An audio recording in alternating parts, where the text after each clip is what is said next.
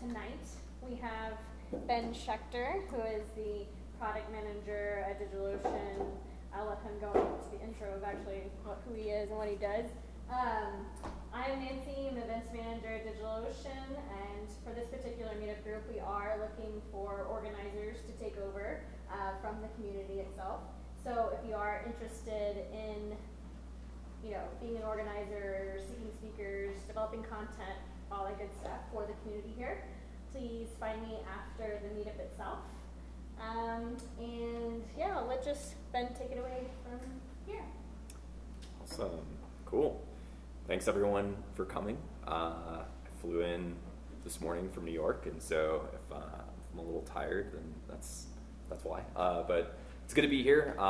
It was actually totally random that we launched a high CPU product yesterday and had the Denver meetup in the Mile High City, so it kind of just like worked out nicely there. So I'll go ahead and, before I actually get into the content, so just to kind of talk high level, going to be talking about the high CPU droplet product that DigitalOcean launched yesterday. Talk over just kind of what DigitalOcean is at a high level. I don't know how much the people in the room have worked on DigitalOcean in the past, so I'll go over just kind of some of the products that we have there, and then talk through the story of what these droplets are meant to do, what workloads work well for them, and how they're kind of different from an underlying hardware perspective relative to our standard droplet experience. So before I get into that though, just a little bit about me. Like Nancy said, I'm Ben Schechter, software engineer turned product manager. Been doing product now for a couple years. I work exclusively now on our droplet experience, which is basically our compute offering. So compute, virtual machines, droplets, I'll be kind of using those terms interchangeably. And it wouldn't be a tech talk without a reference to someone's Twitter handle. So you can follow me on Twitter in the events that you want to ask more questions or interact or see random tweets about all sorts of different random things. But yeah, I've been at DigitalOcean for about a year and a half and have seen the experience, everything from how we do things on the control panel to the API to how we actually provision virtual machines to what the underlying performance is, and then how do we actually like cost and price plans. So if there's any questions just about anything across the board, feel free to fire away. And I didn't say this in the beginning, but if people do have questions, just feel free to like shout them out. At the end, we'll have some time devoted to that as well. Just to kind of set the stage a little bit, I wasn't sure, like I mentioned, how much or how little people have interacted with DigitalOcean, given that this is happening kind of in conjunction with GopherCon. So high level, DigitalOcean is a cloud computing company designed for developers first and foremost. So we really focus on the entire experience, ease of use, simplifying things down so that it's very simple to get up and going with your application, and then how you actually can scale that application into a whole variety of different things, different workloads, different portions of your application, how they may scale kind of a portion of it in isolation relative to other portions. And to do that, we've actually launched a number of different products over the span of the last year. So I highlighted a couple of them right here. I don't know how much people have interacted with these products, but before we were kind of focused entirely on the droplet compute products. About a year ago, we launched our block storage offering. So this is the ability to kind of mount a volume, scale your storage seamlessly outside of RAM and CPU. So if you happen to be doing something very storage heavy, block storage is kind of rolling out now. It's in a portion of our data centers, and we have kind of a plan that we've published on the blog for where it's going to be rolling out to going forward. Earlier this year, we launched a load balancer solution. So in the event that you don't want to manage your own HA proxy instance or something along those lines, whatever load balancing technology you're using, something in-house, DigitalOcean now has an offering where you can just fire one up. It works seamlessly with droplets on the control panel and through the API. And it just launched earlier this year. And then just last month, we launched a Firewall offering. So from a security perspective, if you want to lock things down, make sure that you're really in the to know about what people are interacting with what droplets, it's kind of the solution for that. And then we didn't even have an icon for it, but we just launched early access for object storage as well, which has had a fair amount of people sign up, and people will slowly be onboard onto that. But if you sign up now, you get a terabyte for free. So if you haven't done that, give it a shot. And I think in the next couple weeks here, we'll be slowly opening that up. So that's kind of some primer on just kind of the slew of different products. And today, we're going to dig deeper on high CPU droplets in particular. And like I mentioned, DigitalOcean kind of like prided itself early on just keeping things simple. And so originally, the product was just standard droplets, which is kind of a healthy mix, a healthy balance of RAM, CPU, and disk. So if you're just getting up and going with an application, you're not quite sure how your application is going to grow, if you're going to be CPU bound, if you're going to need a lot of RAM, if you need a lot of disk, these are typically good plans just to get up and going with.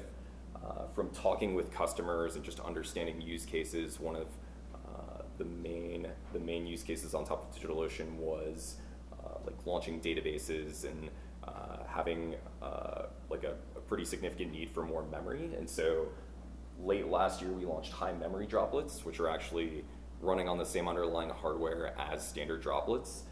They just happen to have a larger amount of memory at a cheaper per unit cost.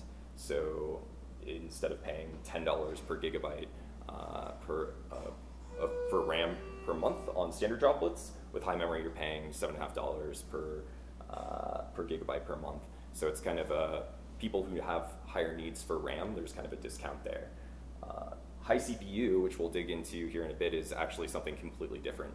And that's what I'm going to focus on describing how it's different in this talk. So this is actually completely different underlying servers that have been optimized for CPU intensive workloads. So best in class underlying Intel CPUs, and then we've done a number of optimizations on the underlying server to make sure that you're getting maximum performance, maximum reliable performance, and it's a consistent experience in one data center from another, irregardless of the workload that's running on it. So these are kind of the three sets of plans that we have right now, and I think that this will be the way that it remains for some time, because it kind of fulfills the various portions of workloads that people will be experiencing. Any questions on the offerings or plans right there? So just for context, I kind of told the story of how things started evolving. So these were the original standard droplet plans as they launched from the company from the get-go. So very simple, 9 plans here. You can fire up a smaller droplet in the event that you are bound by one thing, you would have to upgrade to the next set. So if you only needed to have more memory, you had to pay for an additional amount of CPU and disk. It wasn't super flexible, and it was just kind of a general application. And when we started talking with customers, specifically around what their issues were in regard to CPU, I pulled out just a couple of, these were actually used on, these are actual customer quotes, and we use these for the internal presentations just on the high CPU product as well. And the first one is actually, I'm going to focus on a little bit because I think it's really interesting just from a high level pitch perspective for high CPU. So we had someone saying, if you eventually add CPU optimized instance types with faster chipsets, we'd be very interested. I'm a big fan of DigitalOcean. Standard droplets just don't make economic sense for our use case. And I think the thing that's worth pulling out here is, at the end of the day, the thing that you should be focused on when you're an application developer is managing infrastructure is what the price to performance ratio is. And if you're doing something that's compute intensive, standard droplets are potentially not the right price to performance ratio. High CPU droplets are optimized to kind of fulfill that. So you're going to get significantly better performance at a cheaper per dollar cost relative to other providers out there, relative to the standard droplets. So we'll walk through some of the use cases here, but if you are on standard droplets and you are doing something that's computationally intensive, depending on how extreme that computationally intensive workload is, probably makes sense for you to try out high CPU droplets. The other thing that I threw on here was the other quote, which is, we're regularly hitting utilization on CPU, never on RAM or disk. And so the natural evolution that I talked about previously, where only people could scale up within that standard droplet plan, now you have the ability to say, oh, I need to continue scaling up within this standard droplet plan, or if I'm completely bound by CPU, then I can try out high CPU. If I just need more RAM, then I can try out high memory plans. So you have a lot more flexibility depending on the portion of the workload that you're working with. The other thing that was kind of worth mentioning, I thought, was a lot of people ask, what are these plans particularly well suited for? Like what workloads make sense, what don't make sense. And so these are kind of the high level buckets of use cases that work particularly well for high CPU droplets. So the first one, front-end application servers, if you just have not a large code base, but you're serving a lot of HTTP requests, and you need to scale that out over a number of instances, high CPU droplets are kind of a good case for that. And we have a number of people who, during the early access period for high CPU, were leveraging them for this, and is one of the more popular use cases for this product. Self-hosted load balancers, in the event that you don't want to use DigitalOcean's for whatever reason, you want to manage your own load balancer. Again, pretty low footprint on the disk, incredibly high footprint on the CPU. So this is another good use case. Batch processing, this was an interesting one. So one of the early access customers, they had a in-house made kind of job processing system where they would push things onto a queue and then had a variety of standard droplets pulling those IDs off of the queue and then performing some analysis on it that was computationally intensive. And they had a large number of standard droplets that they converted over to doing with a smaller amount of high CPU droplets that was actually completing jobs at a considerably faster rate that ended up saving them money at the end of the day as well. So that's kind of an interesting one. The other ones I won't go into in depth, but we've seen people do things with data analysis. Continuous integration is kind of a big case where if you have a large test suite and you're pushing things to production, but it's reliant on actually getting those tests completed, high CPU droplets tend to make that happen a lot quicker. And then we don't have a GPU offering right now, but we do see people doing things from an image and video processing perspective. It's not one of the main use cases, but given the way that the plans are priced, depending on what you're doing, it could be a good scenario there. So again, high level, high CPU use cases that we're seeing right now. Not an exhaustive list, but tends to be kind of just an overwhelming majority of the cases we've seen so far for what works well here. Cool, so this is a look at what the high CPU droplet plans actually look like. And I wanted to put this up here because there's some nuance to how we actually crafted these plans and what amount of resources they had. So let's just talk about that for a little bit. So the plans start with 2 dedicated vCPUs and scale up to 32 dedicated vCPUs. And what you're getting here is a ratio of 1 vCPU comes with 1.5 gigs of RAM. So 2 vCPUs, you have 3 gigs of RAM, 32 vCPUs, you're getting 48 gigs of RAM. And we have 20 gigs of SSD kind of across the board. The reason for this is when we were talking with customers that had use cases for high CPU, none of the cases, or a very small minority of them, actually required a lot of disk. And in the event that you do need disk, block storage is there for you, and it's also backed by SSD. So you can, in the event that you do have a computationally expensive workload that does require disk, you can leverage our block storage offering and just plug in on demand as you need it and scale that up basically infinitely at this point. The other thing too that's a little bit nuanced is, by nature of keeping a consistent 20 gigs across the board, you have the ability to scale up and down across the plan. So if you're working with an application where you want to just scale up a single instance instead of scaling up additional instances, you can scale up from a 2 vCPU to a 32 CPU, and when your traffic goes down, you can scale back. On our standard droplets, because of the varying disk sizes, it isn't possible to scale up and then scale back down. So instead of actually having to destroy the instance, you can retain it, you can keep track of that IP address, everything along those lines. But this is kind of a look at these high CPU droplet plans. And again, priced on a monthly basis, but billed by the hour. So it's not a $40 entry point. it's only a $40 entry point if you're running it for a full month. We just kind of do that to give clarity on what the overall pricing will be to keep it simple. The other thing that I wanted to go over was just how high CPU vCPUs differ from standard droplet vCPUs. So where before DigitalOcean has kind of prided itself on keeping things very straightforward, we kind of have a homogeneous set of hardware that at the time of droplet creation, we try and do our best job of placing that droplet on a server where there's not going to be competition for resources or anything along those lines. And so we'll try and match computationally expensive workloads with workloads that are not as computationally expensive on standard plans. High CPU, you're actually just getting dedicated hyperthreads at the end of the day. So you have like a consistent, reliable level of performance that you're always going to have. On standard droplet, it varies a little bit. We try and decrease that variation, but the important point to take away here is you're going to have a level of consistency and reliability that's just kind of there across the board, guaranteed. The other thing that's important on high CPU is that there, as I mentioned kind of earlier on, that we architected a different type of underlying server. So if you kind of remember back on the slide, that was standard droplets, high memory, high CPU. Standard droplets and high memory are running on the same set of hardware that we have with pretty solid, I believe it's 2650s, Intel 2650s. At about a range, it'll be a range of like 1.8 gigahertz to 2.2 gigahertz.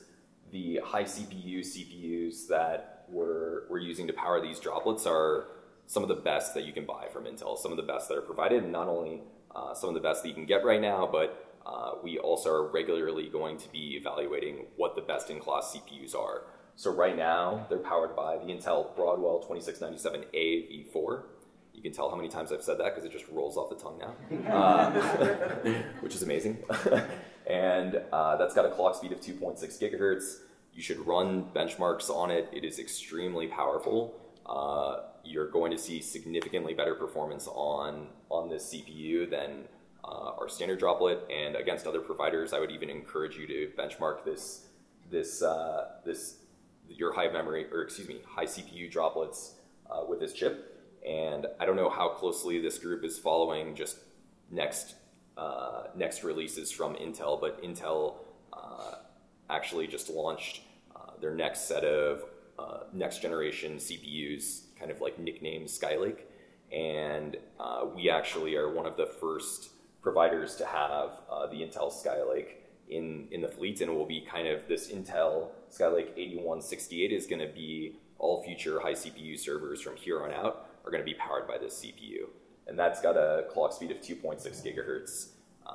And again, clock speed isn't everything, but it's kind of a good proxy for some of the performance that you're going to get. But these have incredibly beefy cache sizes. They also have, I mean, while it's not tied to the actual droplet, the number of cores and just everything there, they are meant to do computationally intensive workloads. And when we actually talked with Intel, they were saying how the 8168 is one of the best CPUs that they actually offer from the Skylake family. So when you actually create a droplet, you won't be able to specify which one of these CPUs that you're going to actually have that droplet land on. It's based off of the capacity that we have. But both of these CPUs, you can rest easy knowing that they're incredibly performant and going to get the job done. And again, would just highly encourage you to run a benchmark for some computationally intensive tasks that you have on standard droplet or at another provider, run it on this, see how it performs. We would love to see feedback on that and just know how things go. And this is like getting to the end, but I just wanted to show a picture of, because sometimes I feel like we talk about all these things, we don't actually like look at some of the underlying hardware and what goes into it. But this is a picture from our NYC3 data center. And these are 2 racks of the high CPU servers actually being installed probably in the last like 3 to 4 weeks. So members of our infrastructure team have been going out to all of our data centers, getting high CPU out there. I could give you the full list of data centers that's available in, but we're rolling it out to all data centers right now. So just in the event that you have an existing workload with DigitalOcean, You should have access to the high CPU droplets either today, or if they're not there today, then they'll be rolling out soon. And if you have a specific question about when we're going to be in a particular data center, you can get in contact with us. But yeah, this is, I think it's just kind of interesting to take a look at like what the actual hardware looks like at the end of the day. And that's kind of the end of the presentation. Oh, we've got a question already, which is perfect because that was the next slide. So yeah. Could you please back to yes? What is the power and the network redundancy? We don't actually release that information, but as far as I know, someone else can keep me honest on this, but we ensure that there's, and a member of our infrastructure team could answer this, we make sure that we have redundancy on both of them. We make sure that there's failover, we test it regularly, we audit it regularly, but I don't think we're actually exposing that information right now.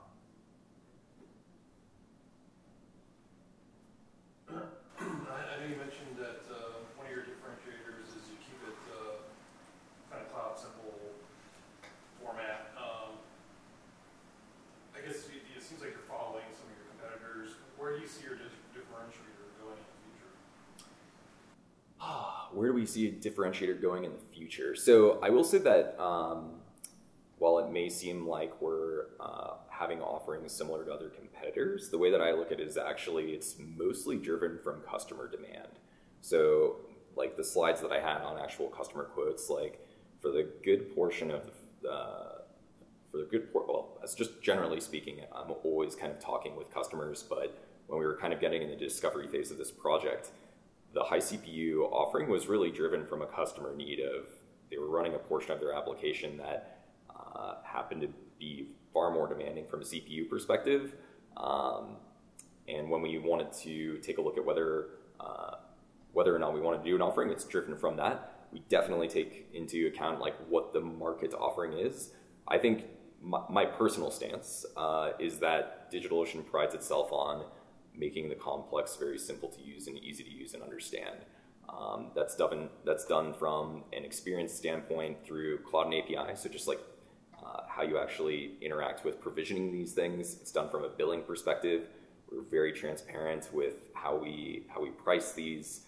And then again, I think it's really a price to performance ratio. And while we don't have explicit benchmarks to share publicly right now, that is something that we keep an eye on with this. And I think if we do those three things right, keeping up with just what the customer problem is, making it simple to use, easy to use, making sure we have a price to performance ratio that makes sense, then I would like to think that it's something that DigitalOcean can succeed on going forward. Does that answer the question at all? Yeah, kind of. Sure. Boom. All right, cool. Any other questions? Yeah. General curiosity, what led the decision of Skylake over KV Lake? So KV Lake is the next iteration, which I don't believe has been released yet. So Skylake just got released, I think, publicly yesterday. So we were actually, DigitalOcean was one of the launch partners with Intel. So as far as I know, there's a couple providers that have had early access to Skylake units, but I don't think that they've been publicly available.